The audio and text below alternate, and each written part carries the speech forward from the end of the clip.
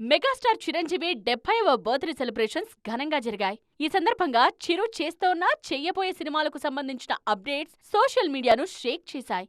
70స్లోనూ చిరు following చూసి ఈ range లో క్రేజ్ ఉన్న హీరోల గురించి చర్చ మొదలైంది. కాలీవుడ్ లోనూ 70+ సూపర్ స్టార్స్ ఉన్నారు.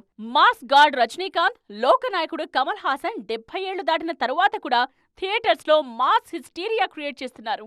సక్సెస్, ఫెయిల్యూర్ తో సంబంధం లేకుండా ఆడియన్స్ ను థియేటర్స్ కు రప్పించటంలో సక్సెస్ అవుతున్నారు. మాలీవుడ్ మెగాస్టార్ మమ్ముటి కూడా ఈ కేటగిరీలోకి వస్తారు.